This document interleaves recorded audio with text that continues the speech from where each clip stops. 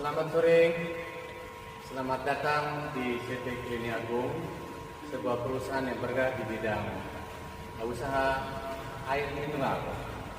Sahabat Klini, pada sore hari ini di perusahaan CT Klini Agung, kita akan sama-sama untuk mengeksplorasi bagaimana sih proses produksi sehingga bisa melahirkan air minum dalam bentuk gelas maupun dalam bentuk botol. Oleh karena itu, saya Yan Marli nanti akan ditemani oleh ahlinya Bapak Dr. Andreas Firdaus dari FWT ya Pak ya.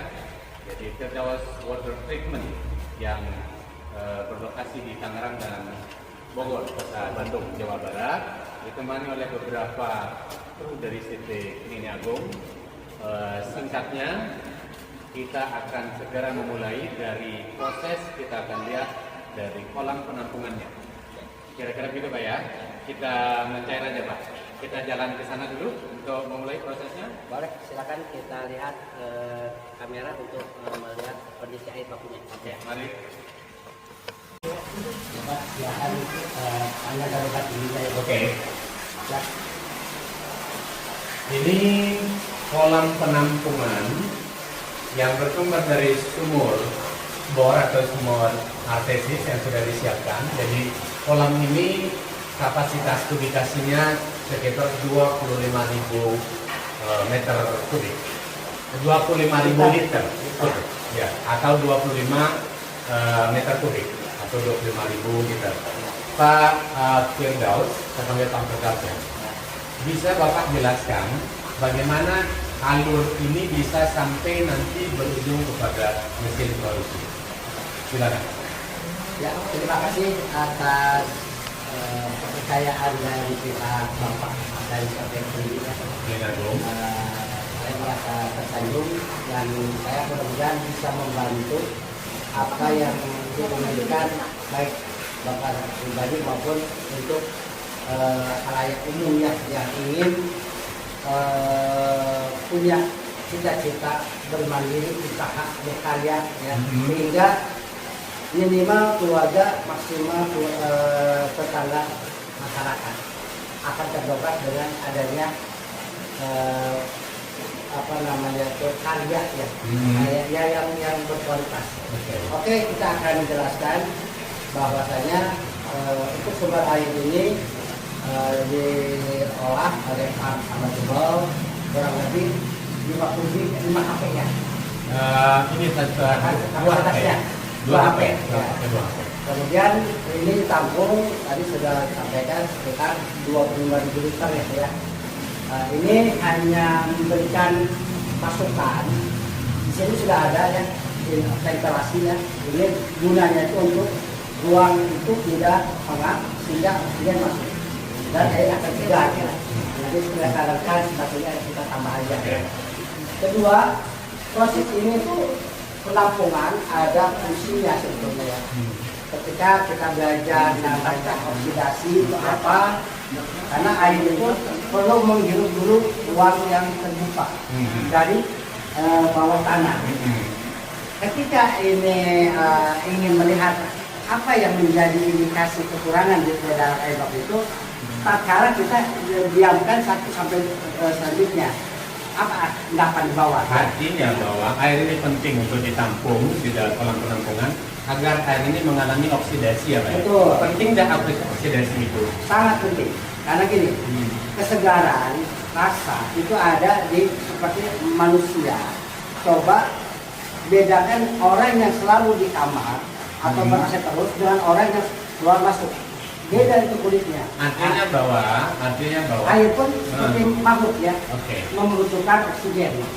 Dengan adanya sumber air baku yang sudah dioksidasi, ya, berarti Bapak dapat dipastikan bahwa air yang diproduksi oleh CT Klini Agung atau air Klini ini dijamin itu akan segar, akan bagus ya.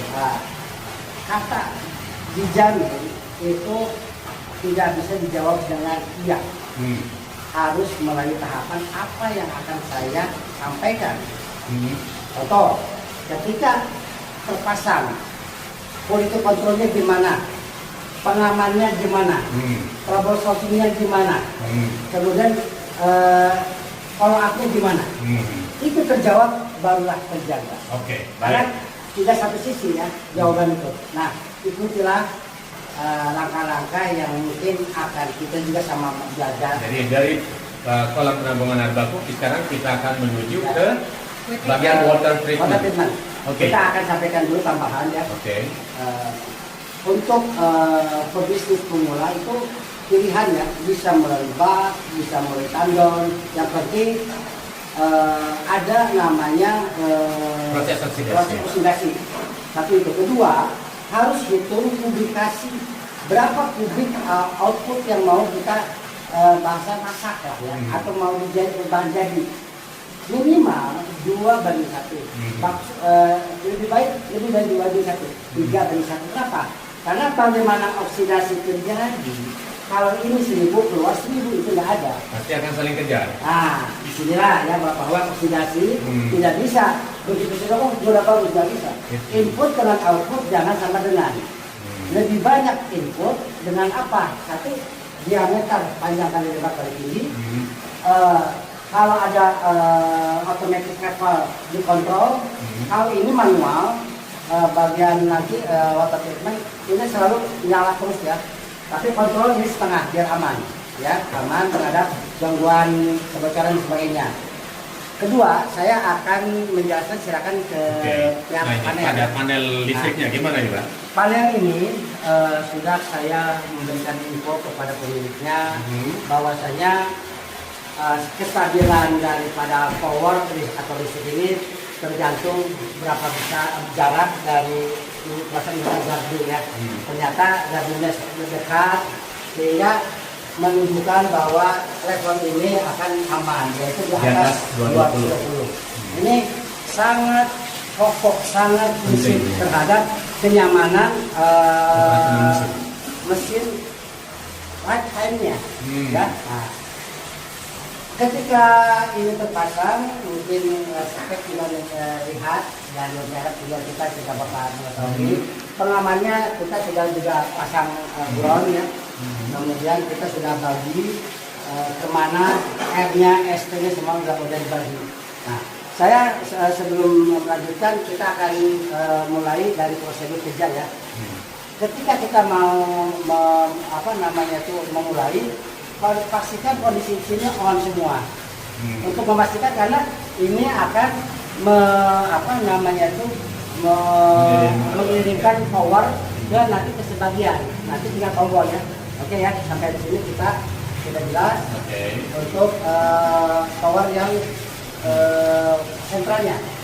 Kita lanjut ke arah sana ya. Kalau ini memang ini standar sederhananya ya. Kita standar. Ini maksud saya ya switch ini memang harus begini. Ya, betul. Kalau kita mau mulai berarti Ya, memang jadi tinggal on-kan aja. Oh, gitu. Nah, jadi dari sini ya. Di sini ketika semua bekerja, ini nanti misalkan disingkat ya. Ini ada conveyor belt, conveyor A dan B. Saya udah kasih label ya. Jadi mana conveyor A, mana conveyor B. Berarti ini kontrol conveyor ya. Untuk meng-on-kannya ya. Okay. Nah, yang C top C-nya ada di sini. Ya. Kalau untuk mesin mana? Di sini ada ultraplikasi Pak. Ada di sini ultraplikasi. Nah, di sini Pak. Kalau di sini ultraplikasi langsung ini posisinya ke atas. Sudah on semua. Ya, ini conveyor ya. Ini sikap, ini motor, ini ya. Oke. Sudah naik ke atas. Sudah on semua kan? Ya, udah. Oke. Udah diberi label ya. Udah lebar. Kita lanjut ke sana. Baik, kita akan ke water treatment.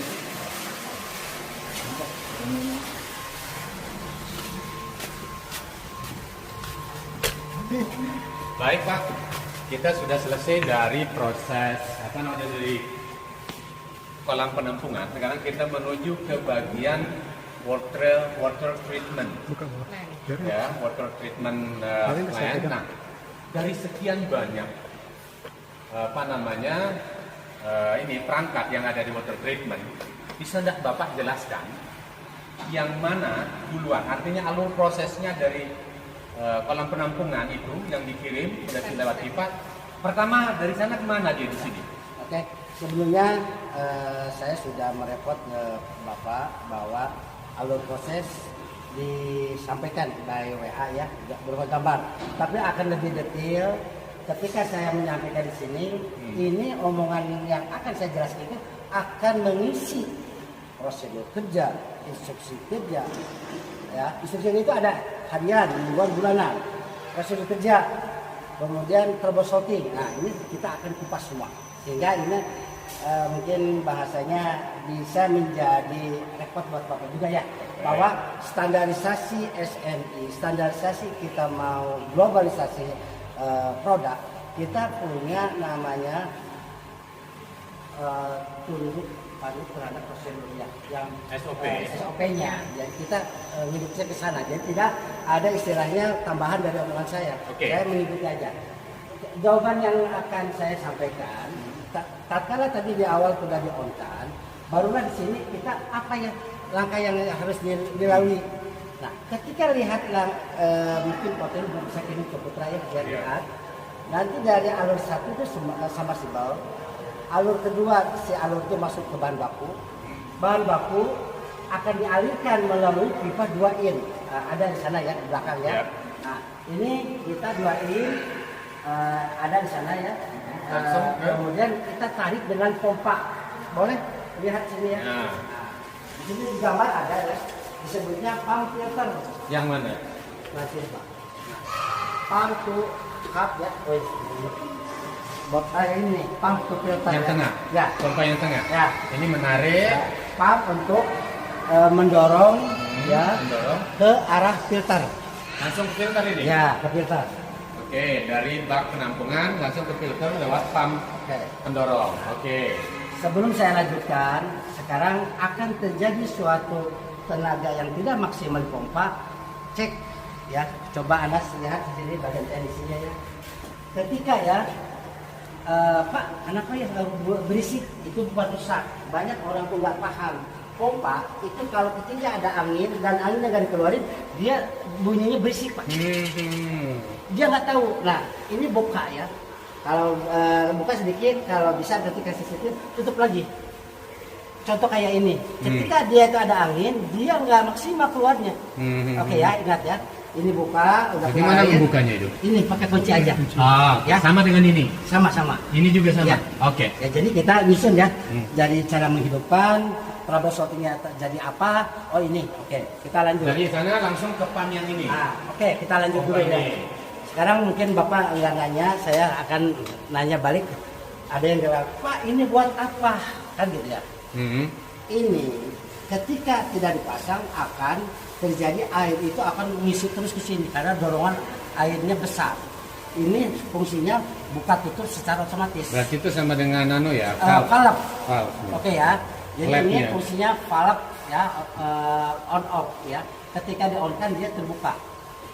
Ya. Oke, paham ya?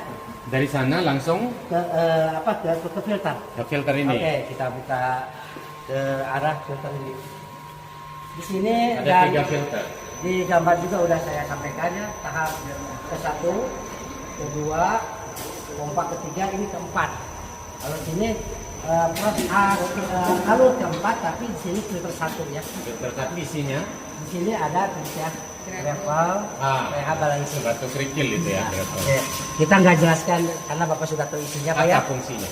Oke, di sini kita akan membantu kandungan air itu akan naik untuk pH-nya.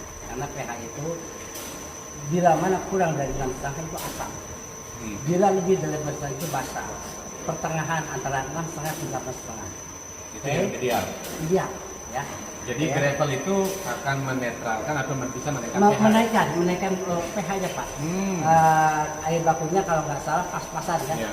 Sehingga kita harus levelnya minimal 7 ke atas. Yang rasanya beda lah ya. Oke, kita lanjut. Bentar Pak. Ini isinya gravel doang.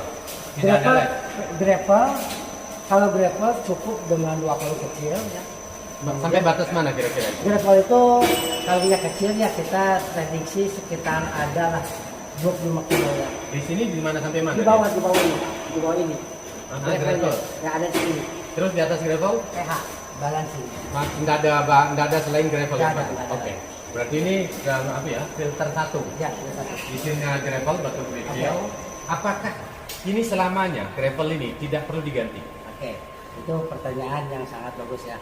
Gini, indikasi ya. Tahu indikasi ya? Indikasi atau si media itu akan jenuh lifetime. Berapa lama dia terpakai? Ya, lifetime-nya berapa lama? Kedua, berapa besar dorongan yang dia tuh dorong. Semakin dorongan tidak seimbang, dia akan rusak. Jadi rusak itu fisik bisa rusak, tingkat daya saat bisa rusak. Nah, makanya dikontrol dengan namanya keseimbangan antara beban, antara daya dorong sekian kubik. Dia tuh 55 liter per menit, dorong ke sini kubikasi sekian. Dihitungnya kan ya. Nah, dengan volume media itu menentukan media itu optimal penyerapannya. Contoh kayak gini, tatkala ini diisi sedikit kurang bagus, tatkala ini terlalu banyak ini dia padat pak, kesininya jadi kecil artinya. Ya berarti di sini sampai mana ya? Nah, ini levelnya kalau urusan di pH balance itu importnya itu satu 20 kilo ya. Ini berapa? 20 kilo. 20 kilo. Kalau dua berarti 40. Ini berapa di sini? Ini 40. 40 kilo, berarti 2 karung itu ya? Iya. 40. Tambah gravel 10, 50 kilo. Apa? Gravel? Gravelnya di sini di bawah. Terus? Di atas pH balancing 40 pH. kilo. Ya. Apa? pH balancing itu apa isinya? Ya batuan ini putih pak. Dan nanti, batuan putih. Terus gravelnya? nanti kita jelaskan di luar ini, nggak terlalu dalam. Oke. Karena ada ini. Oke, baik. Pasti pak. Oke. Nanti di luar ini. Oke. Kasih tahu. rumus. Kalau filter kedua? Bukan mau nggak jawab tadi di luar ini. Oke, itu Karena- soal rahasia bisnis ya? Iya. Pokoknya pH balancing aja ya. Oke.